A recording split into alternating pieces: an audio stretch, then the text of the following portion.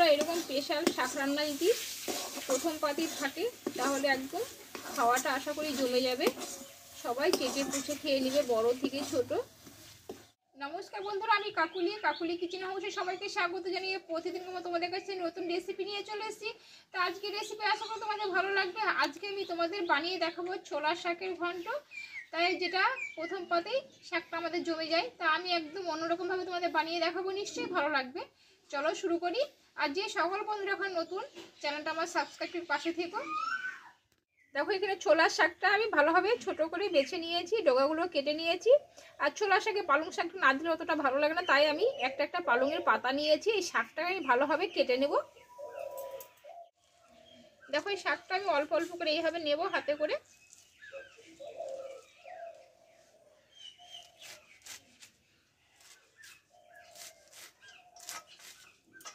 খুব মোটাও না, খুব চিকনও না, মাঝারি সাইজে করে কেটে নেব।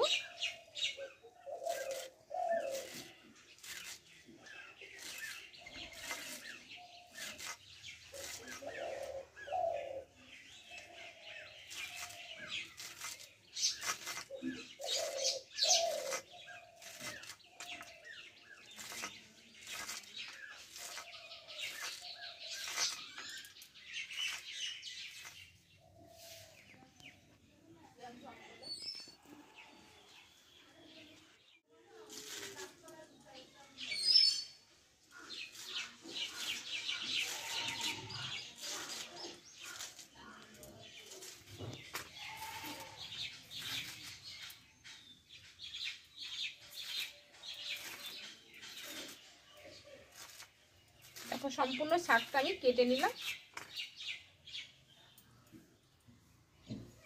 একটু হাতে কাটলে কি হয়, একটু চিকন হয়, ছুরি দিয়ে একটু মোটা হয়ে যায়, তাই আমি হাতেই কেটে নিলাম।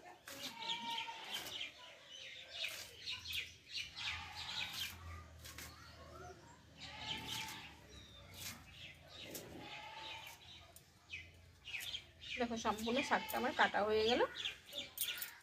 দেখো উনুনটা ধরিয়ে আমি কড়াটা বসিয়ে নিলাম। দেখো এইখানে আমি 4 পিস মতো কলাইয়ে বড়িয়ে নিয়েছি। আচ্ছা এই বড়িটা তেলে ভেজে নিয়ে আমি একদম গুঁড়ো করে নেবো, লাস্টে কাজে লাগাবো এটা। দেখো কড়াটা গরম করে নিয়েছি, কিছুটা আমি সাদা তেল দিয়ে দেবো কড়াইয়ে। দিয়ে এখানে বড়িটাই ভেজে নেব। বড়িটা একটু লাল লাল করে ভেজে নেবো আমি।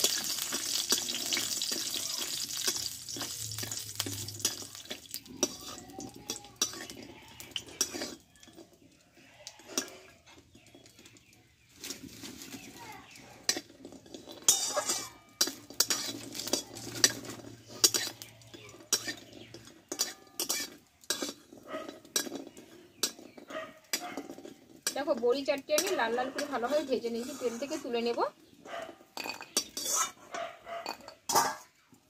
এই কড়াই আবার কিছুটা আমি সাদা তেল দিয়ে দেবো, আর দেবো 1/2 চামচ মতো 5 ফোড়ন। আর এখানে দেবো 2টো শুকনো লঙ্কা ভেঙে নিয়েছি।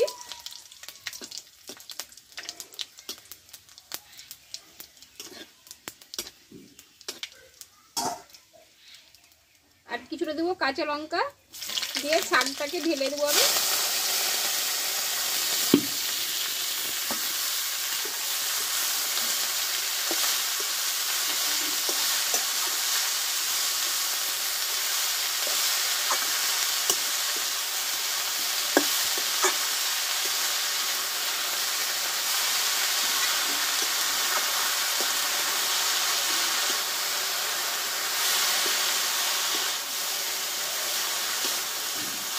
দেখো শাকটা দিয়ে জল বেরোচ্ছে, কিন্তু লবণটা যখনই দেবো একদমই আরও জলটা বেরিয়ে যাবে, তার জন্য একটু আমি নাড়াচাড়া করে দেবো আগে, লবণ দেওয়ার আগে, যাতে কাঁচা গন্ধটা একটু চলে যায়।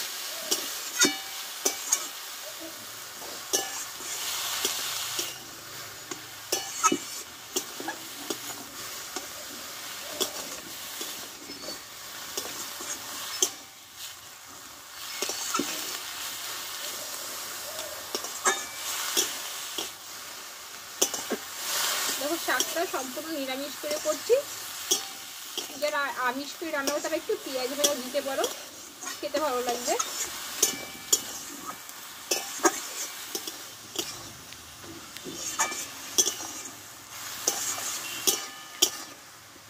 মিনিট মতো নাড়াচাড়া করে নিয়েছি আমি। এবার দেবো স্বাদ মতো লবণ, আর দেবো একটু হলুদ গুঁড়ো।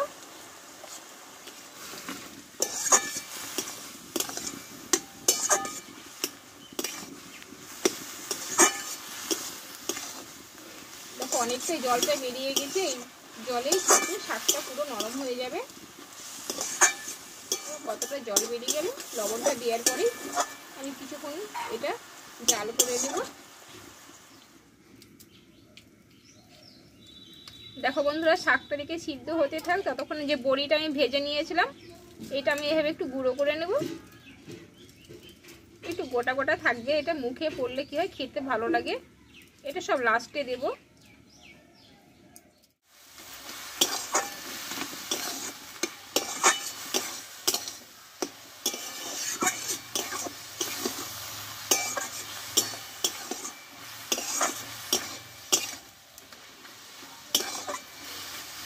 দেখো এইখানে আমি 1 চামচ মতো চালের গুঁড়ো নিয়েছি।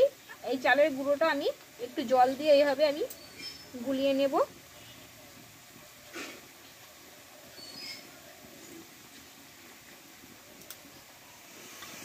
দেখো ভালোভাবে জলটা দিয়ে আমি চালের গুঁড়োটা ভালোভাবে তৈরি করে নিয়েছি। দেখো এখানে চালের গুঁড়োটা আমি দিয়ে দেবো।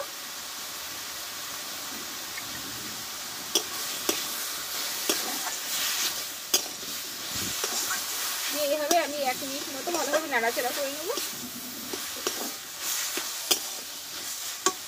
এইবার আমি বড়িগুলো দিয়ে দেবো, ভেঙে রাখা বড়িগুলোকে।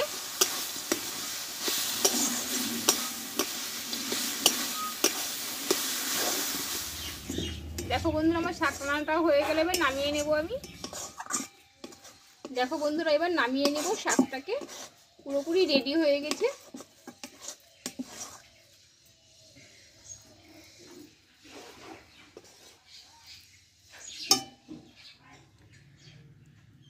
দেখো বন্ধুরা, আমি একটা পাত্রে ভালোভাবে সাজিয়ে নিয়েছি, কত সুন্দর লবণীয় হয়েছে দেখো শাকটা। বন্ধুরা, তাহলে শাক রান্নাটা আমার হয়ে গেল খুব সিম্পলভাবে, আর খেতেও খুব সুন্দর লাগে, খুব সহজভাবে বানানো হয়ে গেল।